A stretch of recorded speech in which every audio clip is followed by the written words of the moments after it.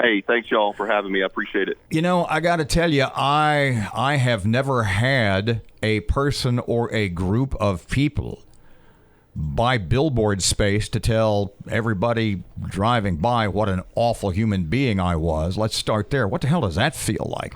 It is somewhat hurtful, especially for me who has spent probably 30 years in public service and public safety, fire chief.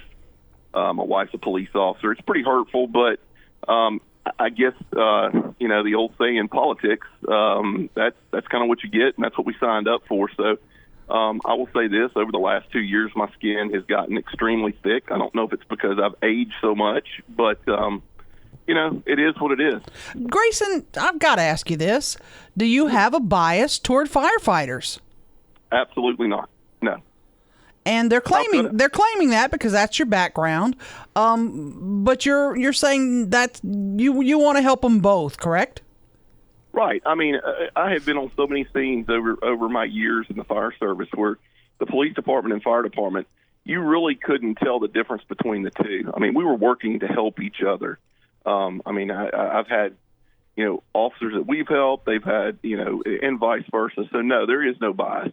I do feel, and I never made this a secret to Sergeant Carter, I do feel that that the fire department deserves a raise just as well. However, having said that, I've said all along, and to Sergeant Carter and Councilwoman Fuller and everybody else involved, that I would only go with a plan that had the approval of both of the police and fire chief.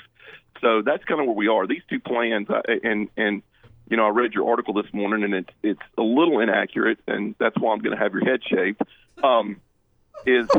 Sorry.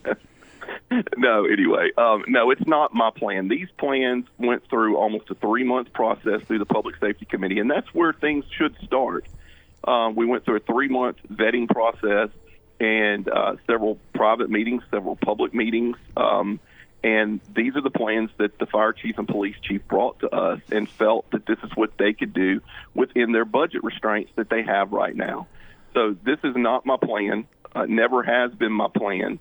In fact, it was voted on by the Public Safety Committee last Thursday, and there were 4 votes that carried, 4 votes that carried this.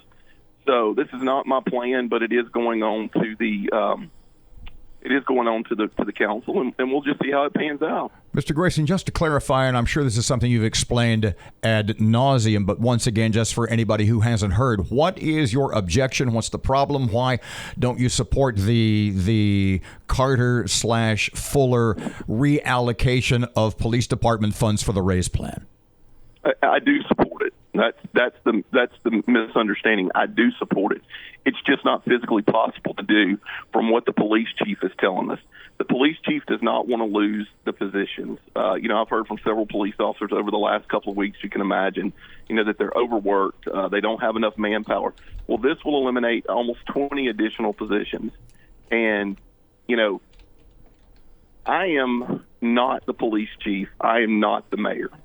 I am a part-time city council member who has his hands full taking care of people's needs with their trash cans, their street lights working. I mean, I have actually 2 full-time jobs, and one's supposed to be part-time. But having said that, it's not my job or any other council member's job to come up with a plan for pay for police, fire, sanitation, public works.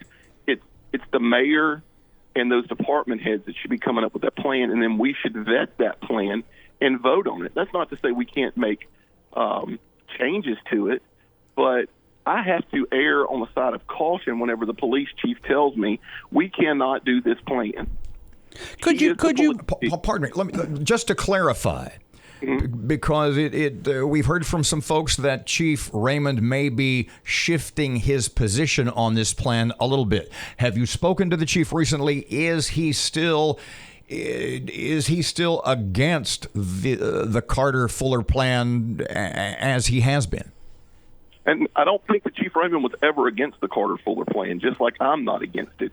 It's trying to find the money and still be able to deliver the service that we've been delivering to the citizens.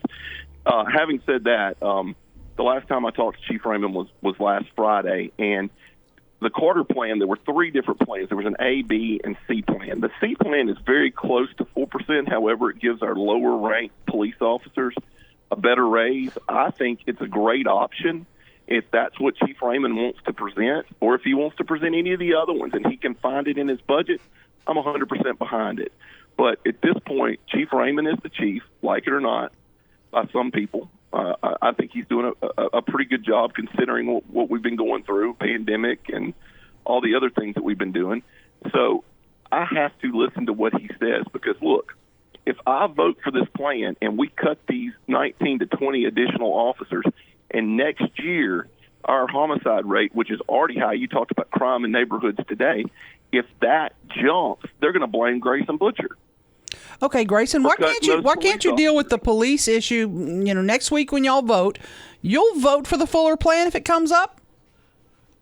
Not unless the police chief says he's found the money to do it.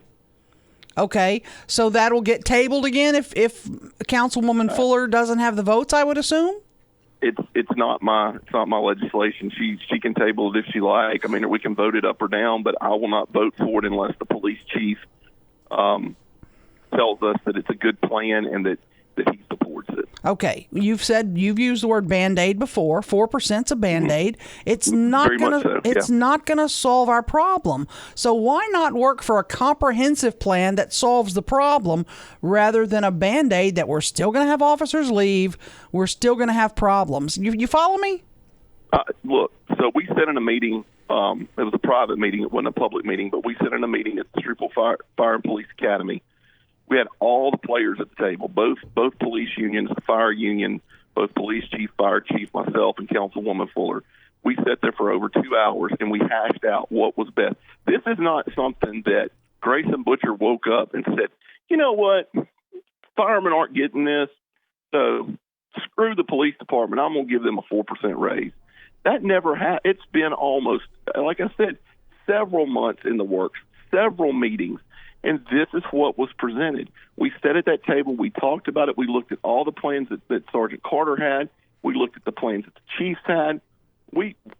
I think that we vetted it as much as we could. And then we had several public safety committee meetings in public where everybody could have come, everybody could have listened. But what's happened is people are taking just one little snippet of something and turn it into something that it's not. Real quick, our last 30 seconds. You support raising taxes to fund pay increases for police and fire? I could look at, if we can't get it through this budget season to find the money, I could support a 1/4 cent sales tax, but I want us to get through this budget season before I commit to saying that.